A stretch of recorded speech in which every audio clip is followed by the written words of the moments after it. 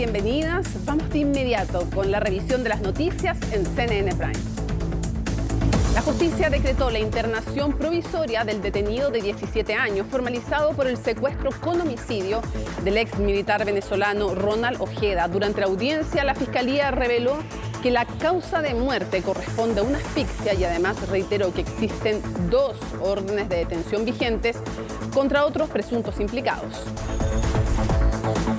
Llegó el primer lunes de marzo y las autoridades hicieron un positivo balance de las medidas implementadas en las calles. Según Carabineros, el flujo de tránsito aumentó un 10% comparado con la semana anterior. Además, se desplegaron más de 1.000 efectivos que cubrieron 116 puntos críticos en la región metropolitana. En temas internacionales, Francia se convirtió en el primer país en garantizar la legalidad del aborto en su constitución. Tras un largo proceso, la iniciativa fue respaldada por la mayoría de los legisladores, con 780 votos a favor y 72 en contra. La ceremonia de promulgación tendrá lugar el 8 de marzo con motivo del Día de la Mujer. Y en el deporte, la NFP castigó a los 12.820 hinchas de Colo-Colo que estuvieron en la Galería Norte del Estadio Nacional durante la final de la Supercopa, cuando se registraron graves incidentes. Con esto, los afectados no van a poder asistir a los siguientes 5 partidos como local del cuadro albo. Desde Blanco y Negro aseguraron que van a apelar a esta sanción. Todo esto y mucho más, porque aquí comienza CNN Prime.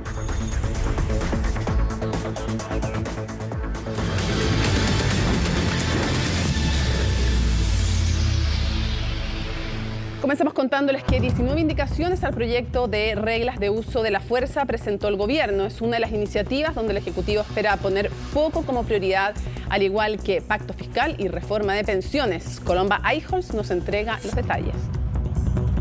Con parlamentarios pero sin representantes del Ejecutivo sesionó este lunes la Comisión de Seguridad Ciudadana, la que tenía en agenda discutir y votar en particular el proyecto que crea el Ministerio de Seguridad Pública y revisar la iniciativa que regula las reglas del uso de la fuerza, entrampada desde septiembre y que se votará este miércoles. No me asombra que hoy en esta comisión no esté presente ni la ministra de Interior ni el subsecretario de Interior. Se sabía de antemano que, dado todo lo que ha pasado en el verano, que ha sido de máxima gravedad todo, hoy día en esta comisión íbamos a preguntarles muchas cosas. Este febrero fue un febrero terrorífico para Chile. Pasaron una cantidad importante de cosas tan relevantes y tan graves, y por lo tanto yo extraño y no entiendo justificación para que no estén los encargados de la seguridad de Chile. Encargados que 3 horas antes de la sesión presentaron un paquete de indicaciones sustitutivas al proyecto de las reglas del uso de la fuerza. Simplificar la dinámica o las definiciones que existen dentro de la norma.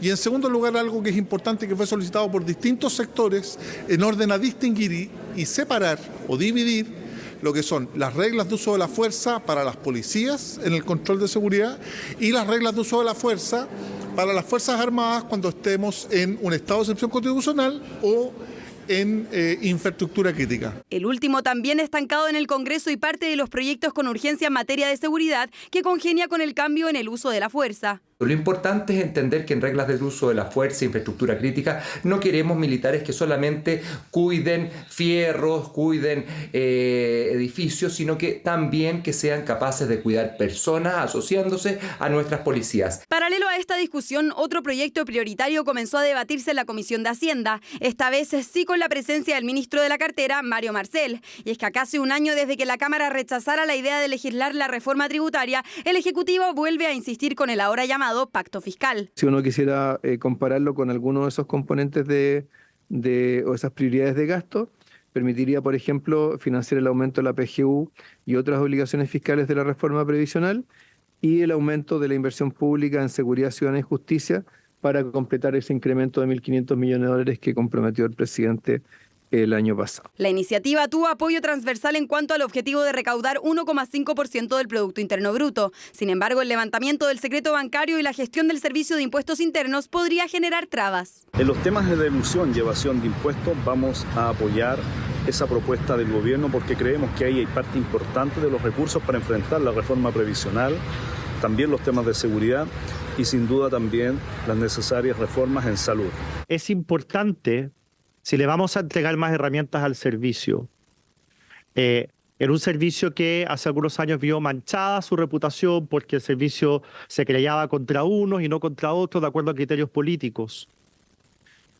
O que hoy día sabemos, por el caso Audios, que podrían haber funcionarios corruptos al interior del servicio, deben ser 2 o 3. Pero todavía no sabemos quiénes son y siguen adentro porque no ha salido nadie. Uno dice, bueno, ¿por qué no hemos discutido acerca de la gobernanza? No es una reforma tributaria, sino que lo que busca es entregar mayores atribuciones y mecanismos a las instituciones del Estado para que esta brecha entre los que pagan impuestos y los que eluden impuestos o no pagan impuestos se pueda reducir, y eso va a permitir generar más recursos nuevos al Estado. Con ánimos de avanzar, la discusión en materia tributaria mantiene urgencia y seguirá convocando al ministro Marcel para aclarar sus indicaciones. Sin embargo, no podrá ser votada hasta después de cumplir el plazo de admisibilidad que culmina este 8 de marzo. A los 81 años murió el ex candidato presidencial Francisco Javier Errázuriz. El empresario, conocido popularmente como Frafra, logró el tercer lugar en la primera elección presidencial tras el retorno a la democracia. Recordemos que ahí compitió contra el electo expresidente Patricio Aylwin y el exministro de Hacienda de la dictadura, Hernán Vigi. Posteriormente, Errázuriz se desempeñó como senador por la región del Maule entre los años 1994 y 2002. El empresario agrícola enfrentó en 2011 una investigación por el delito de trata de personas luego de que trajera a Chile a ciudadanos paraguayos para presuntas capacitaciones y la posterior obtención de visas de trabajo. Sin embargo, fue sobreseído del caso tras complicaciones de salud derivadas de un derrame cerebral.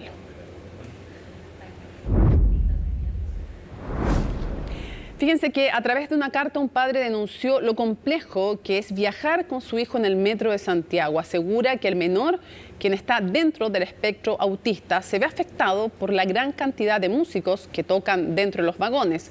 La misiva ha generado diversas reacciones en las últimas horas y de ello nos cuenta en su nota Daniela González.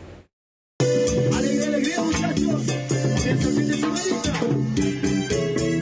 Yo tengo un amor que se llama María, yo tengo un amor que se llama María.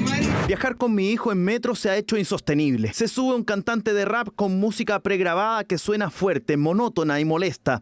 Es desesperante la falta de empatía. Ojalá se pueda tomar alguna medida para que los viajes en metro sean realmente placenteros. Es la desesperada carta de un padre. Carlos reclama no poder viajar tranquilo en el metro con su hijo autista debido a las bandas que se suben a tocar música, algo que genera opiniones divididas entre los pasajeros del tren subterráneo. Molesta, porque muchas veces no deja pasar el metro. El metro es para transitar, pero calmadamente, no con tanta bulla. Molesta los oídos. No, porque uno está estresado y con la bulla y todas las cuestiones, más se estresa uno. No está autorizado, pero de repente es bueno para el público porque para relajarse o alegrarse. Ahora mismo venía uno con el requetón, una música tan desagradable para mí. No me gusta y no doy nunca plata porque no quiero contribuir en que haya eso. Precisamente el Metro de Santiago apunta a eso como solución y a través de un comunicado señalaron que nuestro plan de seguridad tiene como uno de sus objetivos erradicar tanto el comercio ilegal como este tipo de intervenciones, actividades que alteran los viajes de los más de 2 millones de personas que transitan por la red, pero sobre todo el de las personas con algún tipo de trastorno auditivo. Hemos visto un aumento de 27% de la cantidad de guardias que nos permite no solamente controlar la evasión, sino que también al mismo tiempo ir retirando personas que están allí desarrollando su actividad comercial que no corresponde. En el caso de las personas que llevan adelante su música, ¿no es cierto?, que muchas veces son en condiciones que no son bienvenidos por todas las personas, en particular las personas, como usted decía, espectro autista, algo que nos preocupa, y lo cual estamos trabajando también por ir despejando metros. No es algo fácil, y aquí también el llamado es a todos los usuarios, es a no entregarle un aporte. Desde la Federación Nacional de Autismo apuntan a la poca capacidad que hoy tienen los guardias para detener a quienes tocan música, un acto prohibido, pero que es visto a diario en los distintos vagones del metro. Aquí Metro lo que debería hacer es acoger las denuncias y tener guardias de seguridad capacitados para poder desalojar a estas personas cuando hagan uso de algo ilegal al interior del metro.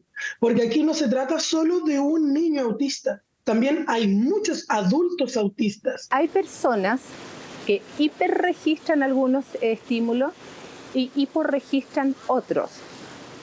Dentro de eso, uno de los que más, entre comillas, caracteriza a los niños que son portadores de un trastorno del espectro autista es la hipersensibilidad entonces a los ruidos. Todos los ruidos externos que parece nosotros podríamos modular, a ellos les cuesta esta modulación. Entonces son ruidos que terminan siendo bastante agresivos. Es una realidad a veces oculta, olvidada, porque no son solo las personas autistas. Miles de usuarios de metro reclaman constantemente por episodios como estos.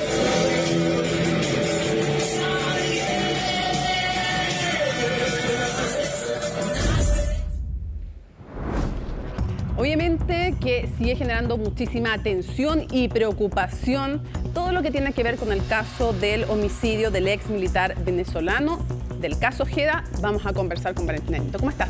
Hola Mónica, muy buenas noches. ¿Bien y tú? Bien también. Estuviste en la audiencia de formalización, un formalizado hasta ahora, pero hay mucho más que contar. Sí, sin duda, y además hay varias dudas que quedan también luego de esta audiencia en un caso que se ha mantenido en reserva durante la indagatoria y que de hecho en esta audiencia de formalización tuvo el mismo tinte, ¿no? También en absoluto secreto, en reserva se mantuvo la audiencia de formalización de quien hasta ahora es el único detenido por la muerte del ex militar Ronald Ojeda. Hablamos de un sujeto de 17 años que se encontraba en situación irregular en nuestro país, de nacionalidad venezolana, y que fue detenido de hecho pocos minutos después, pocas horas después del hallazgo del cuerpo de este ex militar venezolano en la comuna de Maipú y particularmente en el campamento Vicente Reyes, ubicado en el camino a Melipilla con avenida Pajaritos. Luego del hallazgo de este cuerpo, Mónica, se han ido despejando algunas dudas, pero también han surgido otras. Y hoy particularmente desde la Fiscalía y el equipo de crimen organizado y homicidios del Ministerio Público, que está a cargo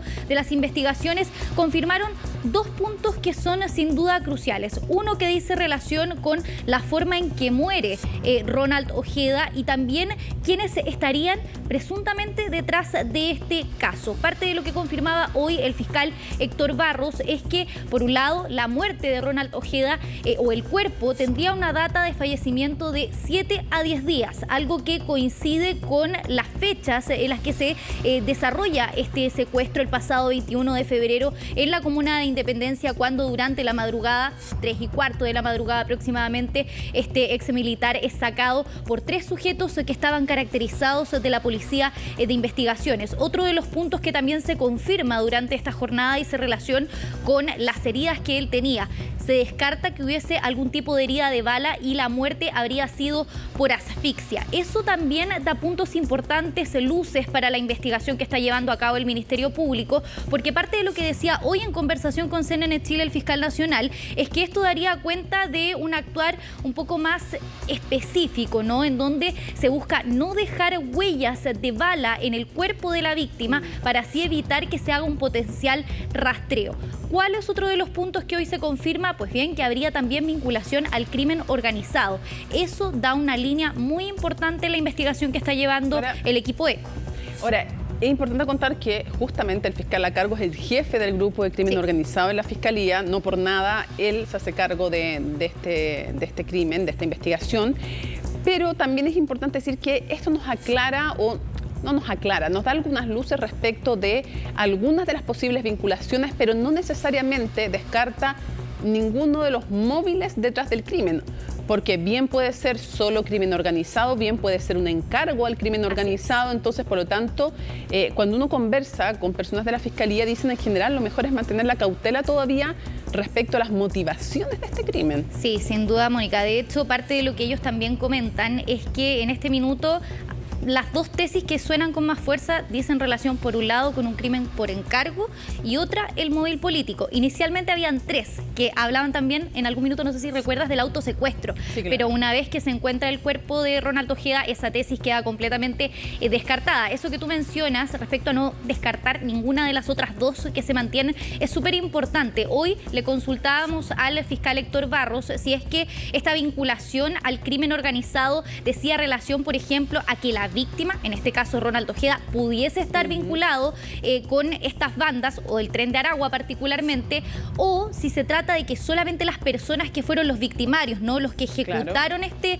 delito, tenían esta vinculación, esta relación con el Tren de Aragua. Él no quería confirmar ninguna de las dos tesis, a pesar de que el abogado de la familia de Ronald Ojeda ha dicho que esto se trata de un crimen por encargo, una tesis que ellos defienden, pero que tiene que ser también comprobada durante el paso de las indagatorias que se están realizando.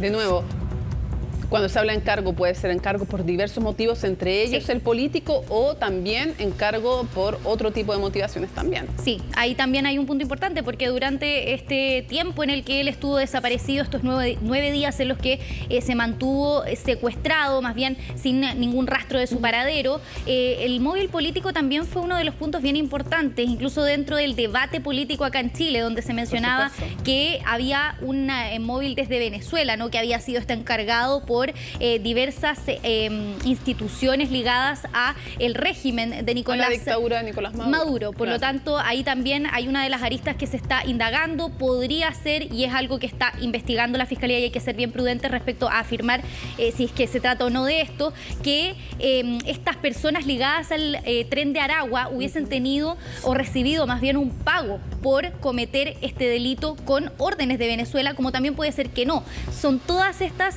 aristas que van a tener que ser comprobadas durante la indagatoria. Grupo criminal, el Tren de Aragua, que nace en Venezuela y expande sus tentáculos por Latinoamérica y acá también ahora en Chile.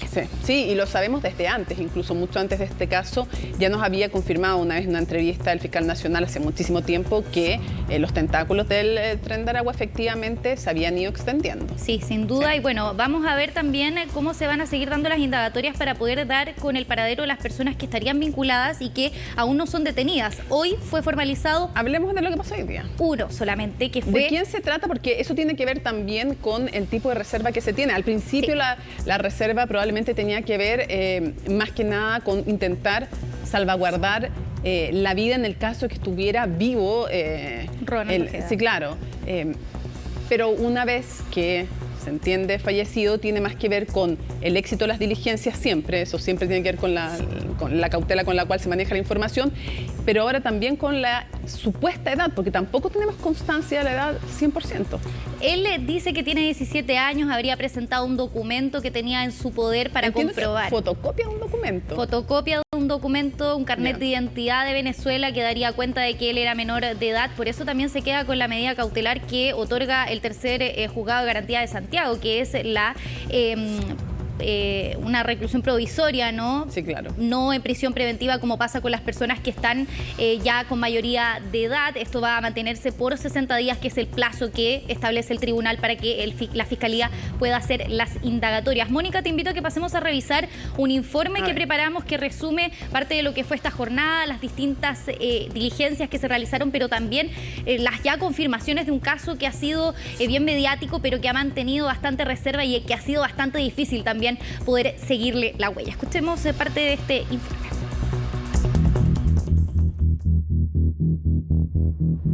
Fueron 9 días de incertidumbre que el hallazgo del cuerpo de Ronald Ojeda en Maipú no logró disipar. Lo que hasta este lunes era una de las teorías finalmente fue confirmada tras la formalización del hasta ahora único detenido del caso en el tercer juzgado de garantía de Santiago. Quien dio por establecido concretamente la participación de él en el delito de secuestro con homicidio, como también el hecho que hay una organización transnacional que estaba operando en este secuestro vinculado al crimen organizado. Crimen organizado que estaría vinculado al secuestro y posterior homicidio del teniente en retiro, según confirmó el equipo especializado del Ministerio Público. Las pruebas apuntan a la participación del Tren de Aragua en el crimen. No tengo ninguna duda que este fue un secuestro y un crimen por encargo, respecto de quienes incluso ya tienen algunas otras investigaciones anteriores dedicados a los mismos hechos. Los restos del exmilitar se mantuvieron durante el fin de semana en el servicio médico legal.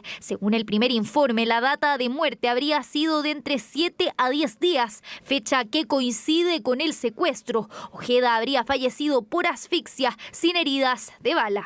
Si se le trató de dar muerte por la vía de asfixiar a la víctima, Una de las explicaciones probables de aquello es no haber el propósito de no dejar rastros, como por ejemplo un proyectil balístico, una bala dentro del cuerpo que pudiera después asociarse a un arma. En este caso no hay ningún indicio que diga que Ronald Ojeda estaba él vinculado a alguna actividad ilícita.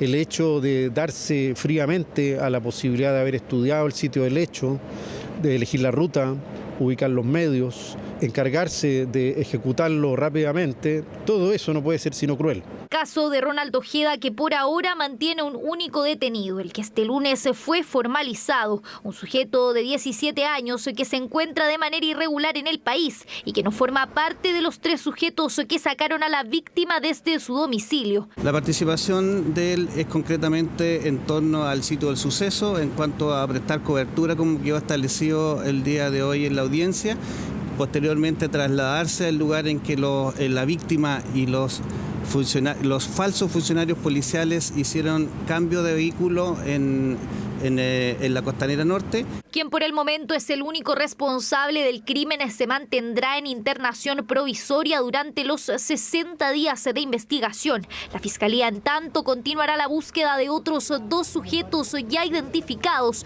los que se habrían caracterizado como falsos PDI para cometer el delito. Bueno, ahí revisábamos, Mónica, este informe que resume parte de lo que es esta investigación, ¿no? Que durante estos ya más de 10 días en los que se estuvo buscando a Ronald Ojeda, ha sido bastante resguardada, ¿no? Se ha procurado no tener ningún tipo de filtración, aun cuando a través de los medios de comunicación también se ha ido publicando parte de las diligencias. De hecho, ya se había filtrado en algún minuto que se estaba buscando a estas 3 personas, que había incluso 2 individuos de interés que en este minuto están siendo buscados por el Ministerio Público, 2 sujetos que habrían tenido una participación directa en el delito. Cuando sacan a Ronald Ojeda del interior de su domicilio en la comuna de Independencia, habrían sido estos 2 sujetos que estaban caracterizados de policía de investigaciones y que son mayores de edad y que están siendo buscados en este minuto por la Fiscalía y la PDI, el equipo de la VIPE antisecuestros. En algún momento se habló de 4, pero hasta ahora parecería ser que el foco está sobre 3 personas. Valentina, si tuviéramos que recapitular, ¿qué sabemos hasta ahora de este caso? Alguien que se viene incorporando a nuestra sintonía y dice, a ver, pero ¿cuál es la importancia de este caso? ¿Qué sabemos hasta ahora? ¿Quién era este ex militar venezolano que había sido, además, hay que recordar, puesto en una especie de lista negra por la dictadura venezolana? Sí, bueno, esta persona llegó hace algunos años acá a nuestro país, estaba en carácter de refugiado. De hecho, fue el propio subsecretario Monsalve quien confirma que él firmó el carácter de refugiado que mantenía Ronald Ojeda, y eso también hace que este caso tome los tintes que ha tomado, ¿no? Porque se trata de una persona que se encontraba en nuestro país, que había salido desde Venezuela en situaciones también bien complejas. Él se había fugado también de un recinto, había sido también... De un recinto penitenciario. Así es, un recinto penitenciario, y también había sido apuntado como, entre comillas, traidor a la patria, porque se declaraba abiertamente opositor al régimen de Nicolás Maduro. Él era bastante activo también a través de las redes sociales, en donde publicaba distintos mensajes de lucha, ¿no?, en contra de Nicolás Maduro y el régimen que él mantiene en Venezuela. Por eso llama tanto la atención el hecho de cómo ocurren las cosas. Por eso también no se descarta este móvil político que podría estar detrás de este asesinato y posterior secuestro. Esto ocurre la madrugada del día 21 de febrero, Mónica, al interior del domicilio de Ronald Ojeda en la comuna de Independencia, cuando sujetos caracterizados de la Policía de Investigaciones, y eso también es algo que llama profundamente la atención, el cómo se planifica esto, la preparación que habría habido detrás. No solo estas especies de chaleco antibala, que decían PDI.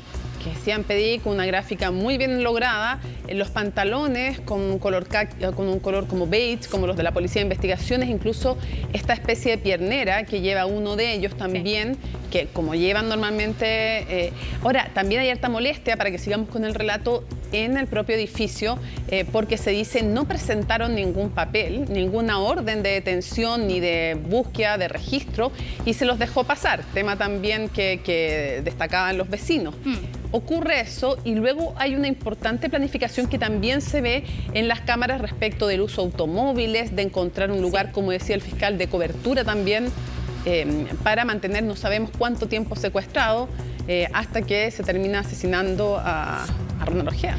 Otro punto importante antes de ir a eso, que también es muy relevante, dice relación con el tiempo que se demora las personas que están vinculadas a este caso en cometer el delito. Son aproximadamente 40 segundos los que se demoran entre romper la chapa y entrar a la casa de Ronald Ojeda y sacarlo también de su vivienda. Hay varios expertos que analizaban incluso el comportamiento que tenía él corporalmente, ¿no? El lenguaje corporal. Él sale muy erguido, en las cámaras de seguridad se ve, sale solamente con ropa interior, pero es todo muy rápido, y se ve también cómo estas personas iban con armas de fuego en la mano. Uno de ellos lo tenía incluso sujetado por su cuello. Ingresan a el ascensor, bajan rápidamente, y ahí ocurre lo que tú dices, que tiene que ver con esta preparación con los vehículos, porque incluso hoy el fiscal Barros hablaba del rol en particular que había tenido esta persona de 17 años que hoy fue formalizada, y él tenía este rol de vigilancia, si queremos decirlo de alguna manera, y posteriormente estuvo encargado de trasladar a Ronald Ojeda en este intercambio de automóviles que se hace en la Costanera Norte. Hubo una preparación, había una planificación respecto al espacio, tratar de evitar cámaras de seguridad, que en el caso del edificio no se pudo hacer, pero sí había también varias personas que estaban trabajando y vinculadas habían estos sujetos que estaban caracterizados de policía de investigaciones que llegaron hasta la casa, pero afuera también había personas esperando para poder hacer este traslado. Ahora bien, estos dos sujetos que están siendo buscados y a los que ya se le ha emanado una orden de detención, que el tribunal ya ha pedido su captura, estarían vinculados directamente, como te decía antes, al secuestro como tal. Habrían sido dos de los sujetos que estaban caracterizados de la policía de investigaciones. Son personas mayores de edad que en este minuto están siendo buscados entonces por la VIP antisecuestros y también el equipo de crimen organizado de la Fiscalía. Va a ser bien interesante si es que hay otros sujetos también vinculados en un rol similar al que tiene este menor de edad, ¿no? Que estaba afuera esperando, resguardando en primer lugar el sector en el cual vivía Ronald Ojeda, pero que también se desempeñó trasladando, ¿no? A la persona para luego asesinarla y también cometer entonces este macabro hecho que ocurre ahí en la comuna de Maipú, en donde se encuentra el cuerpo enterrado a una profundidad de 1,40 m al interior de una maleta, y también con cemento sobre él, que habla también de la preparación y con la intención de, sin duda, Mónica, ocultar el cuerpo de Ronald Ojeda. Así que bien importante todos esos antecedentes para considerar. Ahora, también se ha despertado preocupación respecto de que este imputado, ¿qué quiere decir imputado? Imputado es quien está siendo indagado respecto de un eventual delito. Ahora, aquí le sacamos lo de eventual porque el delito está claramente cometido. Lo que no sabemos es su participación, obviamente. Claro. Eso siempre hay que decirlo en condicional hasta que no haya una sentencia. Pero surge preocupación por la seguridad de este testigo. O sea, que es imputado, pero que podría estar aportando antecedentes. Sí, es uno de los puntos importantes también. Han tenido bastante resguardo por parte de la Fiscalía en mencionar si él se mantiene con algún tipo de resguardo policial, ahora que va a estar en internación provisoria. Al menos está separado de la población penal habitual, lo cual ya es un poco más seguro, porque bien sabemos que las bandas criminales también tejen sus redes al interior de los recintos penitenciarios. Entonces, obviamente que eso generaba, si hubiera sido así, no puede llegar porque es menor de edad, supuestamente, según este documento fotocopiado que él presenta. Pero igual hay preocupación. Sí, importante también, Mónica, a propósito de la protección. Hoy también hablaba el abogado, y decía, el abogado de la familia de Ronald Ojeda, y él decía que la familia había pedido a través de la Fiscalía y también el Ministerio Público protección para los que se encuentran en Chile, ¿no? Que en este caso sería la pareja de Ronald y también su hijo. El fiscal decía que ellos se mantienen con esta protección policial, entendiendo que debido a que tiene tintes de crimen organizado, hay peligro también de que pueda haber algún tipo de acción o represalia, así que ellos se mantienen, decía el fiscal, con esta protección policial y se van a mantener así al menos durante el tiempo en que se haga la indagatoria por parte de la Fiscalía. Así que ese también es otro de los puntos importantes, y hay que estar bien atentos a qué va a pasar con las diligencias que puedan dar cuenta de otras personas vinculadas, la detención también, las pistas que está siguiendo la Fiscalía de estos otros dos sujetos que habrían tenido participación directa en el delito de secuestro. Todo eso es lo que tiene que ver con el ámbito policial y judicial, pero bien sabemos, y tú lo mencionabas, que esto ha tenido consecuencias políticas importantes. Por eso quiero invitar a ti y a quienes nos ven a que vayamos avanzando. Le agradecemos a Valentina, por supuesto, toda la información que la tiene ahí de primera mano, el completo reporteo que ha realizado y que va a seguir realizando, porque la vocera de gobierno comparó las críticas al Partido Comunista, ya personeros de esta colectividad, que es sustento también del actual gobierno, con los tiempos de la Guerra Fría. Todo esto por las críticas que ha recibido también el mandatario, el presidente de la República, Gabriel Boric, al defender al Partido Comunista, la colectividad en la cual también milita la ministra Vallejo. Bueno, de todo ello, las consecuencias políticas, las críticas y las palabras hoy de la vocera, nos cuenta en su nota Estefanía Bustamante. Pese al revuelo que causó su defensa al Partido Comunista, el presidente prefirió no atender los cuestionamientos de la derecha. Y es que la oposición le reprocha no mencionar ni media palabra sobre el secuestro y homicidio del exteniente Ronald Ojeda y sí defender al PC. Estamos en el siglo XXI y que dejamos atrás la Guerra Fría hace bastante tiempo, pero no queda tan claro si todos los sectores políticos dejaron atrás la Guerra Fría. Algunos deberían dejar la costumbre de perseguir o acusar políticamente a un sector político por pensar distinto a ellos. La crítica apunta al Partido Republicano, que pidió marginar a la ministra Camila Vallejo de sus habituales vocerías en La Moneda, mientras que el resto de la oposición señala al asesor de la Subsecretaría del Interior, Juan Andrés Lagos, acusando cercanía con el régimen venezolano. Y ojalá que ninguna persona que sea afín al gobierno de Nicolás Maduro tenga acceso a esa información.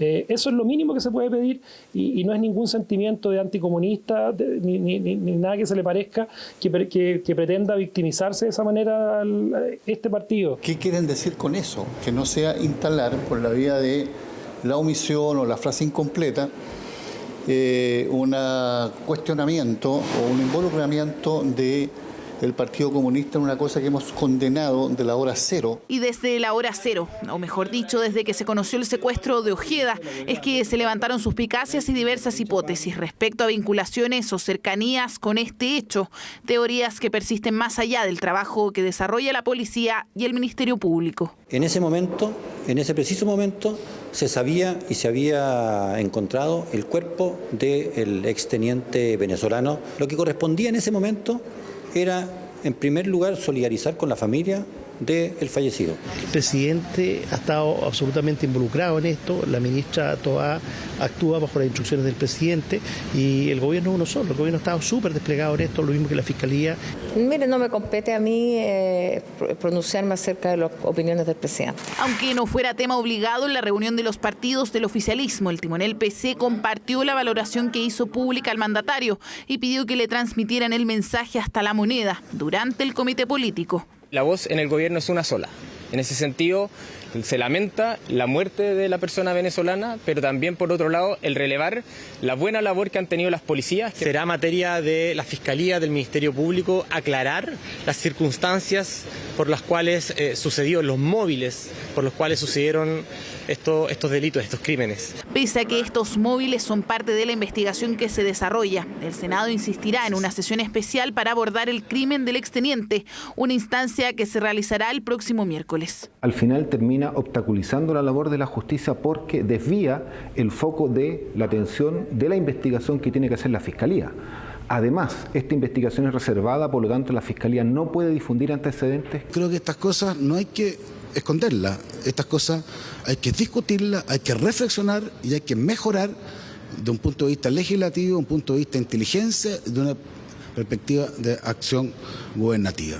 La sesión se desarrolla tras un acuerdo que se tomó sin el voto favorable del Partido Comunista, colectividad que sigue bajo el cuestionamiento de la derecha por el caso del exteniente venezolano Ronald Ojeda. También extiendo mi mensaje. Vamos a otras materias. El presidente Gabriel Boric se comprometió que antes del invierno todos los damnificados por los incendios en la región de Valparaíso tengan un techo. El jefe de Estado hizo el anuncio tras reunirse con las alcaldesas de Viña del Mar, Villa Alemana y Quilpué, con autoridades locales y nacionales, además del coordinador técnico de la reconstrucción. En su visita a la zona siniestrada, el mandatario llamó al Congreso a aprobar la ley de incendios y la creación del Servicio Nacional Forestal. Más temprano, junto a la JUNAEP, el presidente Boric participó en la entrega de útiles escolares a alumnos de Viña del Mar afectados por los incendios forestales. Estas mochilas y estos elementos, estos útiles escolares van a llegar, en la mayoría de los casos, a guardarse adentro de una carpa, porque todavía no podemos llegar con las viviendas de emergencia necesarias. Probablemente los niños van a tener sus útiles escolares y las mochilas, pero no sé si van a poder asistir a clases por más que comencemos este miércoles, porque no hay duchas ni baños para poder higienizarse lo suficiente. No hay transporte, no hay capacidades de alimentación suficientes, porque a pesar, y agradezco de que todos estemos haciendo todo cuanto podemos, dedicando más de 18 horas de trabajo a cumplir con nuestra responsabilidad laboral y política, nos falta demasiado. Hay quienes dicen muy livianamente que aquí no se ha hecho nada. Yo les quiero decir que eso no es cierto. Siempre hay cosas que se pueden mejorar, hay lugares donde se podría ser más eficiente. Frente a una catástrofe de estas características, siempre van a haber necesidades que aún no se han cubierto, pero que estamos haciendo el máximo esfuerzo por llegar, pero no es cierto que no se ha hecho nada. La urgencia hoy día, y en donde están enfocados todos los principales esfuerzos, es en el techo. De aquí al invierno, que partan las lluvias, todas las familias afectadas tienen que tener un techo donde resguardarse. Esas son las viviendas de emergencia o alguna de las alternativas que van a dar cuenta las autoridades correspondientes. Pero de aquí al invierno todos tienen que tener un techo. Tras el testimonio de una alumna de octavo básico que acusó sufrir bullying en un colegio de Talca, la Superintendencia de Educación ingresó una denuncia de oficio. El organismo ya se reunió con el establecimiento para recabar todos los antecedentes de este hecho. En su nota, Natalia Muñoz nos cuenta más. Pasé a octavo básico y me hacen bullying. A mí, la verdad, la he pasado muy mal. Ahora estoy muy asustada. Es el valiente relato de Pía, una menor de 13 años que denunció ser víctima de bullying en su colegio. Un testimonio que se ha viralizado en redes sociales y que se los compartimos con la autorización de su padre. Me dicen muchas cosas, los grupos no me integran, eso ha sido muy difícil para mí porque académicamente me ha afectado. Hago todo sola. Mi hija está bastante complicada. Estamos muy preocupados por ella. No vemos compromisos por parte del colegio. Vemos la misma actitud de siempre. Una actitud laxa. El bullying es cualquier forma de maltrato psicológico, verbal, físico o social producido entre estudiantes de forma reiterada y está penado por la ley. Es por esto que la Superintendencia de Educación tomó cartas en el asunto, ingresando una denuncia de oficio al Colegio Inglés de Talca, establecimiento donde estudia Pía. El viernes 1 de marzo sostuvimos una reunión con representantes del Colegio Inglés, a quien se entregó orientación y se solicitaron antecedentes para indagar si se cumplieron los protocolos o si hubo alguna infracción a la normativa educacional. Iniciar los procesos sancionatorios si corresponden, que es nada más ni nada menos que la aplicación de la normativa y la ley, que es lo que regula estos casos. Lamentamos mucho cada una de las situaciones de violencia y bullying que puedan vivirse en las comunidades educativas. Lamentablemente no es un caso aislado. 35% de los estudiantes en Chile sufrirían de este tipo de agresión. Esto según datos del Núcleo Milenio para mejorar la salud mental de adolescentes y jóvenes IMJAI. Incluso la Superintendencia de Educación recibió cerca de 7.300 denuncias por agresiones en 2023. Es bastante frecuente, lamentablemente, que muchos de estos incidentes se mantengan en el tiempo. En Chile, cada 4 niños que se enfrentan a una situación de bullying tiene en promedio una duración de más de 12 meses. Es decir, el caso que hemos conocido en estos últimos días está muy relacionado en el fondo con lo que uno puede percibir. Según cifras del mismo centro de estudios, este tipo de maltrato habría disminuido antes de la pandemia, pero ahora, producto del uso de redes sociales y poca sociabilización, ha crecido. Eso sí, el 85 y 90% de los agresores de cyberbullying también lo hacen presencial. Hay que estar atentos no solo en el abordaje con las víctimas, víctima, entre comillas, sino que también con quien ejerce el bullying. Ellos son síntomas de algo que está pasando en el hogar probablemente o en su entorno. Estar atentos a las diferentes alertas que expresan los menores es lo principal, ya que 1 de cada 4 estudiantes que sufre bullying no le cuenta a su círculo cercano. Nosotros conocemos a nuestros hijos y es muy difícil o extraño, por ejemplo, a los niños, por supuesto, que se les ve más tristes, más compungidos. Nosotros como sociedad estamos al debe en lo que respecta a la sana convivencia, a espacios libres de violencia, principalmente porque no contamos con las herramientas necesarias y que están en la base de la educación emocional. Generar confianza, comunidad y herramientas para abordar esta problemática es fundamental. Los casos deben ser investigados y abordados por especialistas. Yo creo que lo más importante es la comunicación y hablar con los hijos de su día a día. Importante trabajar como comunidad, tanto los padres como el colegio. La educación en la casa, que los papás tienen que enseñarles que los niños deben compartir, que los niños tienen que tener esa empatía con los demás. Un tipo de agresión que se debe denunciar ante las policías y fiscalías, pero también se puede hacer en los establecimientos educacionales. Según expertos, hacerlo por redes sociales no es el método más idóneo, pero siempre es mejor pedir ayuda para generar una red de apoyo. CNN Chile intentó conseguir una versión del Colegio Inglés de Talca, sin embargo, este no respondió a los llamados. Inaceptable que ocurra eso, inaceptable que no quieran, que lleven a quien no quiera una alumna ir a clase. Tiene que ser un momento de protección, de alegría.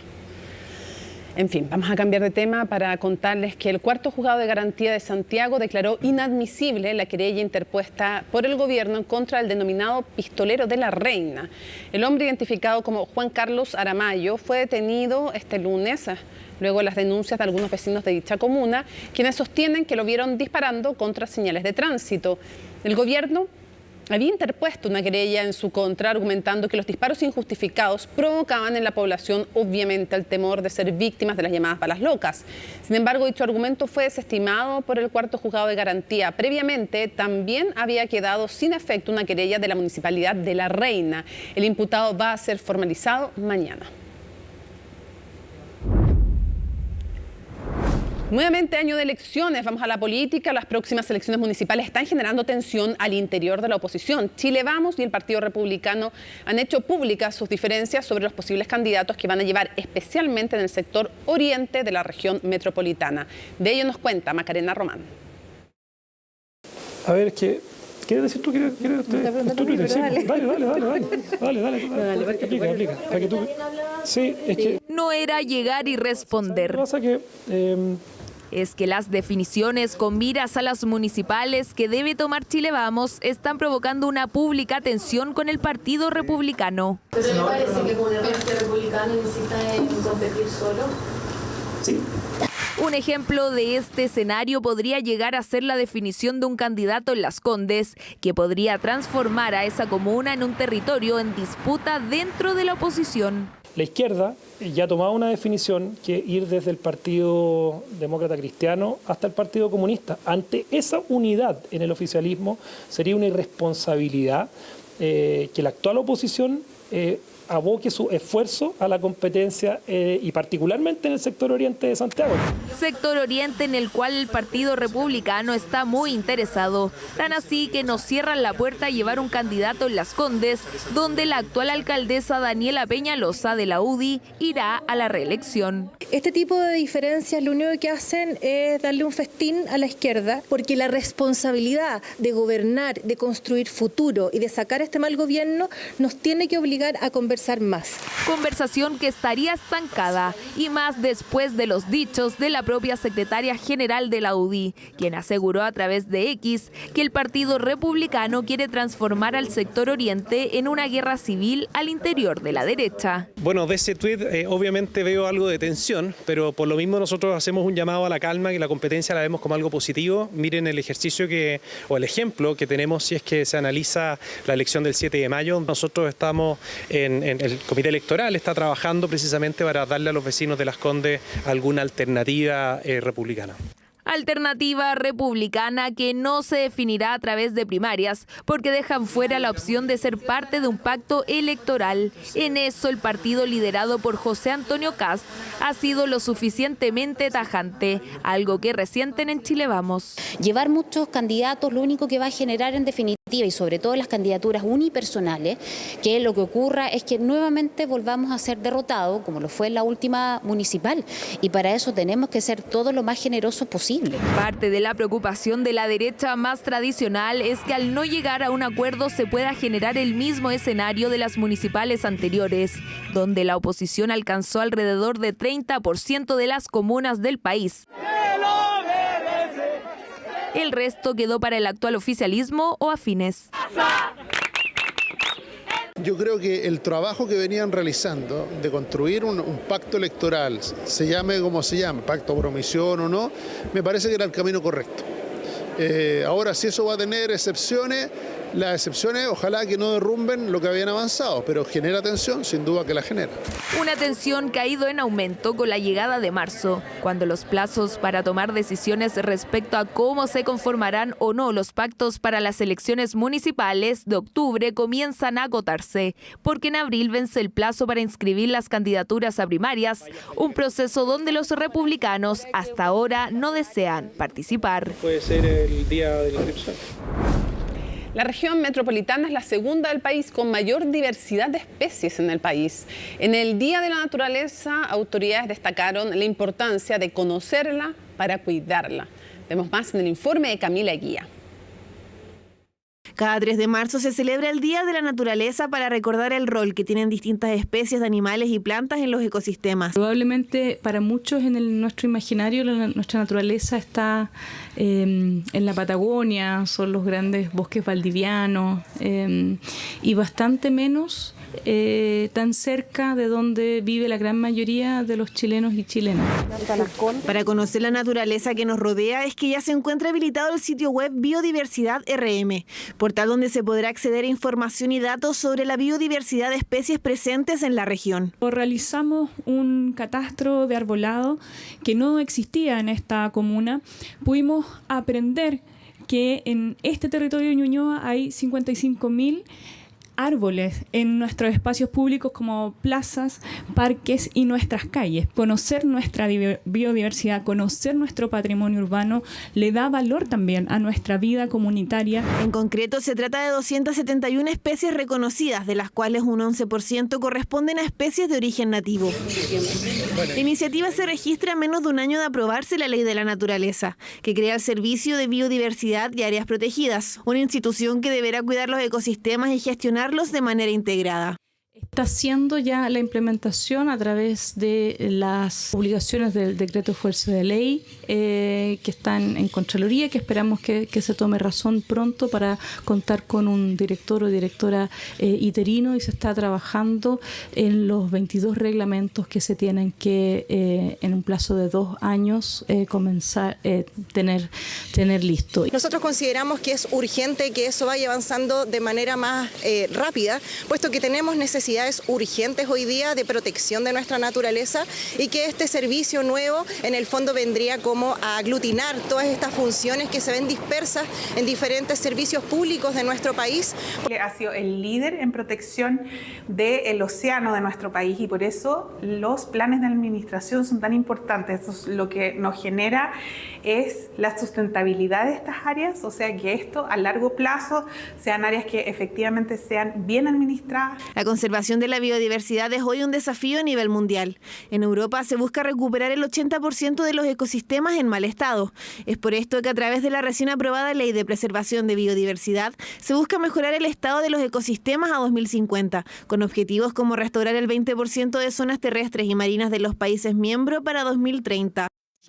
Urgencias debido al complejo contexto que involucra la crisis climática. Sin ir más lejos, mientras el panorama en Argentina es este, algunos fueron evacuados, en total. En México es este otro.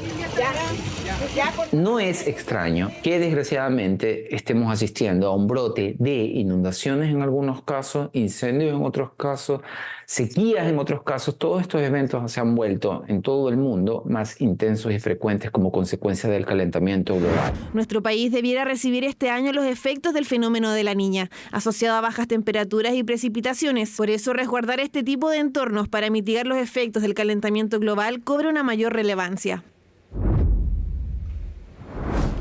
Buscar mayores oportunidades de inversión en el mercado del litio para dejar de depender de China, ese fue uno de los objetivos de la visita a nuestro país de la secretaria del Tesoro de los Estados Unidos, Janet Yellen.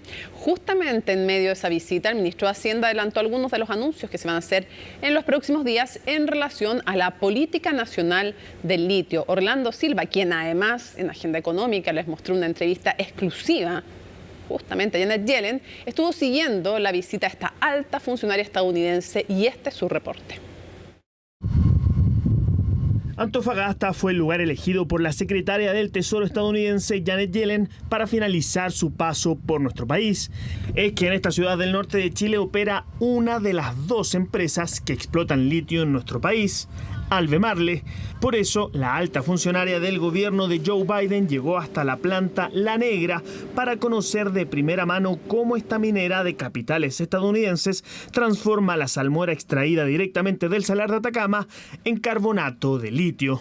A esta planta, La Negra, ubicada en Antofagasta, llega el litio en su estado de salmuera, extraído directamente desde el Salar de Atacama y sale convertido en esto: carbonato de litio, listo para ser utilizado en baterías de cualquier aparato eléctrico como celulares, tablets y vehículos eléctricos. Cada uno de estos sacos contiene 500 kilos de carbonato de litio listos para ser exportados. Su destino final, las baterías de prácticamente cualquier aparato que funcione con electricidad. Es aquí donde se cruzan los intereses de Chile y Estados Unidos, ya que la primera potencia mundial quiere dejar de depender de China para suministrarse de este mineral no metálico. La demanda del litio se proyecta a triplicarse por alrededor del 2030. Estados Unidos y otros países van a crecer en el mercado y van a invertir más en energía renovable. Pero sabemos que Estados Unidos no puede avanzar con esta agenda climática solo, sino que parte de nuestra cadena de suministros clave están concentrados actualmente en China. Esto hace que Estados Unidos sea un poco más vulnerable. Y como queriendo dar respuesta a la inquietud manifestada por la secretaria del Tesoro, su par chileno aprovechó la visita a la planta para dar un adelanto de los próximos anuncios en relación a la estrategia nacional del litio. We set a goal, which is that by 2026 we will have 3 or 4 more lithium projects under development. Hemos establecido una meta. En 2026 vamos a tener 3 o 4 proyectos adicionales del litio en desarrollo. Así que en las próximas semanas vamos a saber más de la implementación de la Estrategia Nacional del Litio, que incluirá la definición sobre cuáles estarán protegidas y cuáles estarán abiertos para su explotación por nuevos inversionistas. Así que ánimo a los inversionistas extranjeros y que se acerquen a nosotros y nos pregunten sobre el litio. Llamado que busca aumentar en nuestro país el número de inversionistas en esta industria, que actualmente son solo 2, la chilena SQM y la estadounidense Albemarle. Chile ya está jugando un rol clave en esta industria y va a seguir jugando ese rol muy clave. Nosotros hablamos de que el mundo necesita más litio. Ya hemos triplicado nuestra producción desde 2016. Ya hemos hecho inversiones en el Salar de Atacama para producir más litio, bombeando la misma cantidad de salmuera. Así que nosotros tenemos muchos planes para Chile. El ministro habló de que sí, Chile quiere producir más litio y la secretaria habló de que sí quieren asegurar que Chile sigue siendo un buen socio y que puede proveer a Estados Unidos de este mineral tan crítico. Mineral crítico para la transición energética, al igual que el cobre, 2 elementos donde Chile es protagonista a nivel mundial. Momento, como siempre, destacado en CNN Prime para revisar las informaciones internacionales junto a Isabel Guerra. ¿Cómo estás? ¿Cómo estás, Mónica? Muy buenas noches. ¿Con qué empezamos? Vamos a partir en Francia. Tú ya lo adelantabas los titulares, ¿no? Este hecho inédito que se ha registrado en el país europeo durante esta tarde, porque la nación se ha convertido en el primer país del mundo en garantizar el derecho al aborto en su constitución, en una votación inédita que también se registraba durante esta jornada, porque fueron convocados a participar de esta sesión los miembros de la Asamblea Nacional, también del Senado, en esta sesión extraordinaria donde por 780 votos a favor, 72 en contra y 50 abstenciones, finalmente Francia da este paso que ningún otro país en el mundo ha dado hasta este momento, la de garantizar el aborto en su Carta Magna, en concreto en el artículo 34. Allí se inscribe la libertad garantizada, la interrupción voluntaria del embarazo, y con varias celebraciones. Estábamos viendo ahí algunas imágenes en el Trocadero de París, donde estaban convocados justamente estos grupos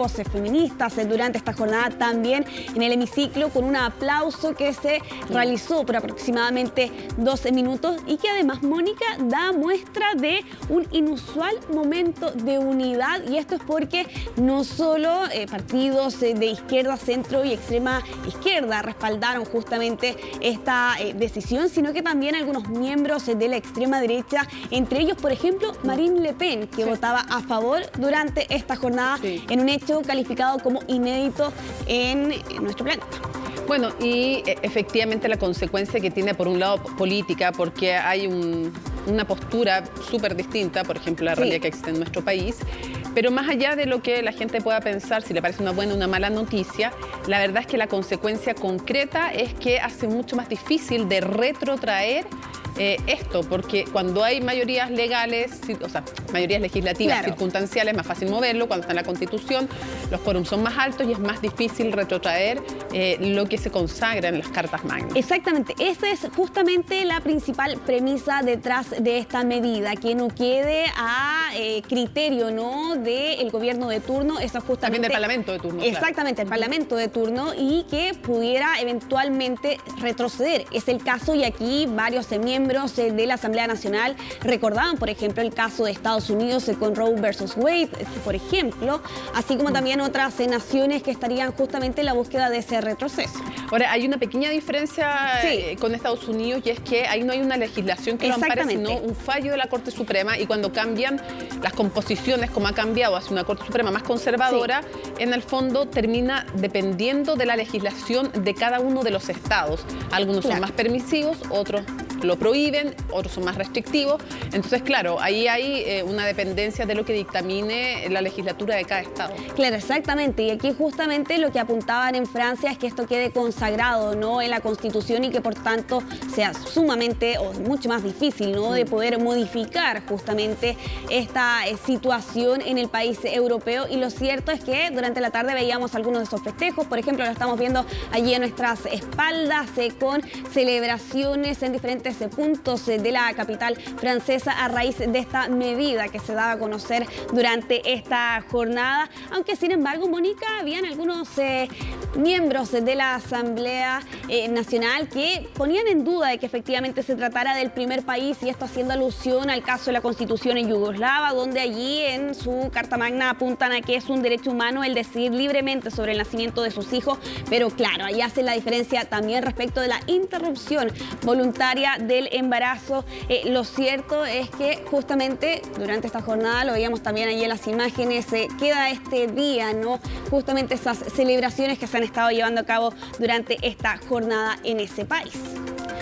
Vamos a cambiar de tema, esta vez para hablar de Haití, una nación gravemente golpeada por una extensa crisis política, económica, social, de inseguridad, y que lamentablemente ha visto en estos últimos días agravada aún más aquella situación tan al límite la que han sobrevivido justamente sus habitantes a raíz de una fuga masiva de una cárcel en Puerto Príncipe. Se ha hablado de casi 4.000 reos que justamente se fugaron de este centro penitenciario, prácticamente el 97% de la población penal, y eso ha llevado al gobierno haitiano a declarar estado de emergencia, con ello también un toque de queda nocturno hasta el próximo 6 de marzo. Sin embargo, esa fecha se podría extender aún más. Todos los detalles, Mónica, los vamos a revisar en el siguiente informe que preparó Belén Saldías.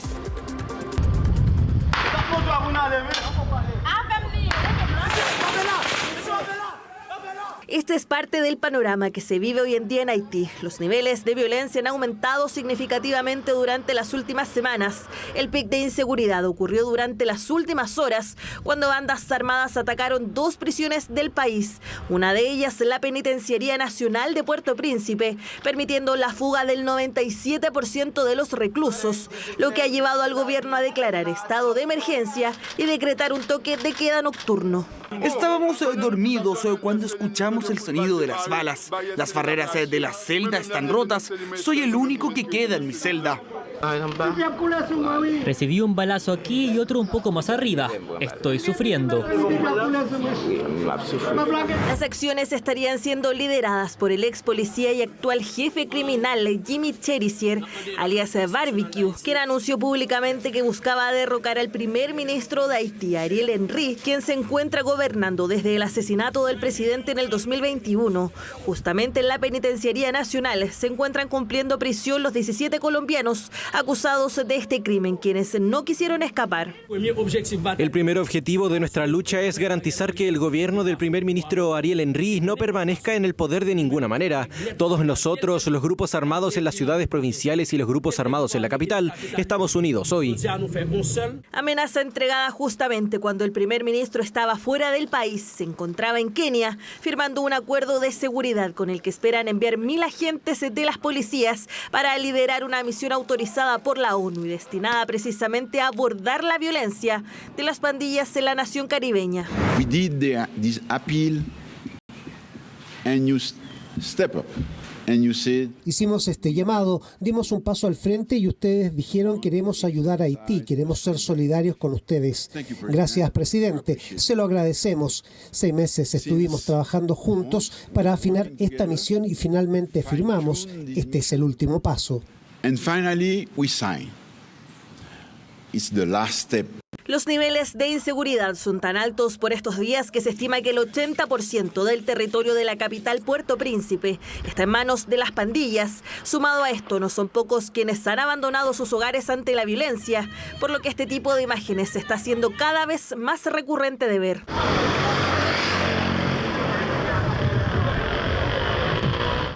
No me siento seguro. Mi país está destrozado ahora mismo. Las bandas armadas caen sobre nosotros. No podemos más. No tenemos a dónde ir. Corremos con nuestras pertenencias para guardarlas en algún lugar.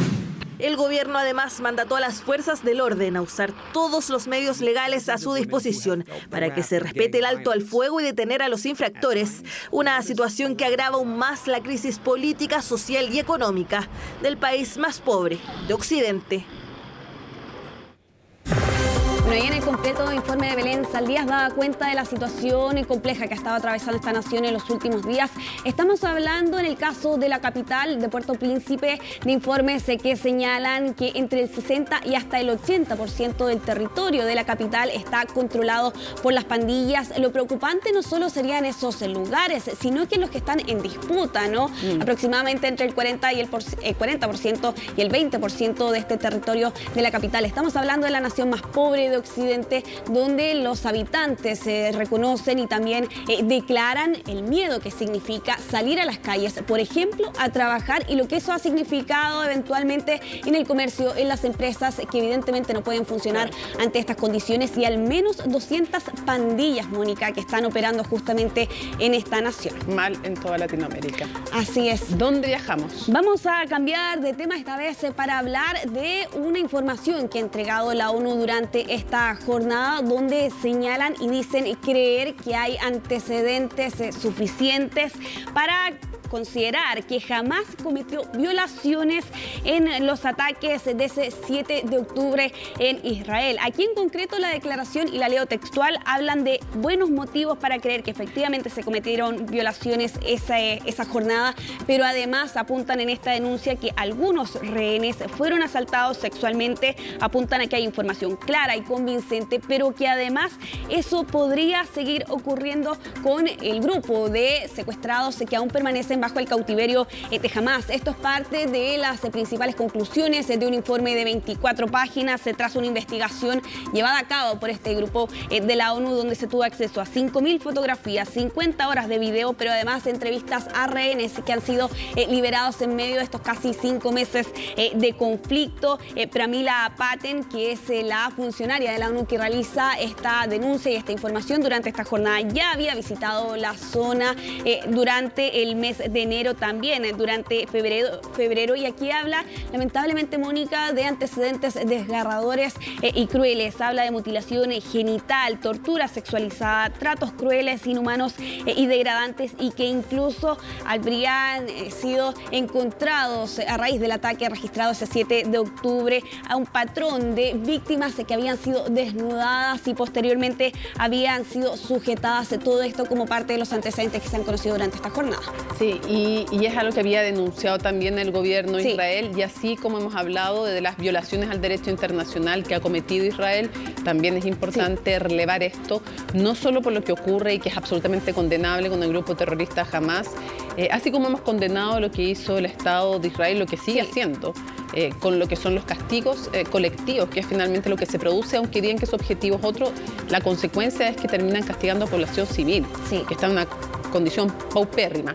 Pero es importante destacar esto también, porque lamentablemente cuando nos acercamos además al Día Internacional de la Mujer, seguimos viendo que en este y en otros conflictos el uso de la violencia sexual como arma de guerra se sigue repitiendo una y otra vez. Sí, es parte de la denuncia que se conocía durante esta jornada, donde además entregaban un nuevo antecedente, Mónica. Hablan de al menos 3 lugares en donde se pueden graficar estas denuncias. Uno de ellos, el Festival Nova, sin duda uno de los puntos principales de los ataques de ese 7 de octubre, donde por lo demás, con la llegada de las fuerzas israelíes hasta este lugar, se determinó de la muerte de cientos de personas, ¿no? Justamente en ese mismo lugar. Los otros 2 lugares se han apuntado a la carretera 232 y también a un kibutz. Parte de la información que se entregaba durante este día por parte de esta oficina de la ONU, donde da cuenta, ¿no?, de esta denuncia, donde apuntan a que hay antecedentes, ¿no?, que dan cuenta justamente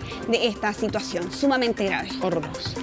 Vamos a finalizar esta revisión internacional cambiando de tema, esta vez para hablar de Kate Middleton. Han sido semanas de incertidumbre, ha aparecido y con una fotografía. Hay quienes han puesto en duda de que efectivamente se trate de Kate Middleton. ¿Tú qué opinas, Mónica? Igual aquí se ve más de lejos, cuando uno puede verla con un poquito más de detalle. Claro. Yo encuentro que es, pero imagínate qué va a ser yo, digamos, pero yo encuentro que es, digamos, no sé tú. Mira, yo tengo mis sospechas, mis dudas de que se trate. ¿Serio? Básicamente porque se trata de una fotografía granulada. Estamos en el 2024 y la calidad de fotografía no está acompañando este registro. Aquí me pierdo. Pregunta, ¿de dónde sale esta foto? Esta fotografía sale del medio portal TMZ, ¿no? Se conoce durante esta jornada. Le apuntan justo de frente en este vehículo Audi, donde está acompañada de su madre, cerca, en los alrededores del castillo de Windsor. Fue tomada durante esta jornada, eso de las 9 de la mañana. Igual eso le da un poco más de credibilidad, el lugar, la mamá al lado. Sí, es verdad, sí. Pues ahí tendrían que conseguir que la mamá se ponga de acuerdo, que no sé. Claro, sí, hay quienes especulaban. A ver. Aquí entramos en las teorías especulativas de las redes sociales de que se podría tratar de una doble. Esto en medio de las especulaciones respecto a su estado de salud. Estamos hablando de que Kate Middleton fue operada con esta intervención abdominal sin entregarse detalles sobre qué efectivamente se le estaba realizando. Se había dicho que no era cáncer, pero hay otras teorías nuevamente que apuntan a una histerectomía, por ejemplo, que supuestamente la operación había sido sin ningún problema, pero sin embargo el postoperatorio había sido complicado. Bueno, nada de eso hasta ahora ha sido clarificado. Histerectomía, no tengo ningún problema en decirlo. La verdad es que sabemos que la recuperación en teoría puede no serlo, pero a veces toca mucho más duro, entonces también podría ser, digamos. Claro, está bien. Pero me llama la atención que hay un tratamiento comunicacional distinto entre lo que es con el rey Carlos, que ha sido como mucho más abierta la información, y Kate Middleton, probablemente porque, claro, es en el fondo la futura reina, Sí, y por lo tanto, claro, es como la renovación, y es distinto estar enferma de esa edad que ahora, y hay preocupación, hay decisiones también distintas en cada familia. Claro, sí, aquí por un lado el Palacio de Buckingham ha hasta cierto punto entregado muchos más antecedentes respecto del estado de salud del rey Carlos III, teniendo en cuenta que está siendo actualmente tratado de un cáncer que no ha sido especificado tampoco, pero sí se había entregado información en su momento. En el caso de Kate Middleton y el Palacio de Kensington no han proporcionado mayores detalles. Cuando se conocía esta operación abdominal, señalaban que había sido programada esta intervención, pero sin embargo en ese mismo comunicado se informaba que que iba a cancelar sus actividades hasta la Semana Santa. Entonces quedaba allí la duda de si era programada, porque se estaba hablando de cancelar actividades, parte de las diferentes especulaciones que hemos conocido. Bueno, ahí hay un detalle. Aquí están haciendo la comparación entre las diferentes fotografías que se ha visto de Kate Middleton a lo largo de estos años y lo que hemos visto durante este día. ¿Qué opinas? Pero igual está en postoperatorio. Sí, eso es cierto, sí. Es verdad, no, sí. O sea, no esperemos que... No, sí, o sea, es verdad. espérate la foto del postoperatorio de cualquiera, por muy Kate que sea. Sí. Yo creo que se parece, pero... Claro, bueno, ¿qué quién hacen? sabe, podría ser o podría no, pero en fin. Claro, hay quienes señalan que efectivamente se trata de Kate Middleton, hay quienes lo han puesto en duda, hay quienes también han utilizado, Mónica, la inteligencia artificial para intentar recrear y conseguir una fotografía con mayor calidad, y la verdad la estaba revisando, Mónica, y se parece menos a Kate Middleton. Con esta fotografía se parece más, pero bueno, nuevos antecedentes que se conocen en medio de estas semanas de incertidumbre respecto primero del estado de salud de Kate Middleton, pero sobre todo de cuál es la condición real, ¿no?, de Kate Middleton en medio de lo que han sido una serie de dudas durante todas estas semanas, teniendo en cuenta además la situación que está atravesando el rey Carlos III. Ojalá que se recupere. Sí. Ya pues, entonces esperando saber si es o no es finalmente la fotografía, nos vamos con iniciar a la pausa y regresamos con más informaciones a CNN Prime.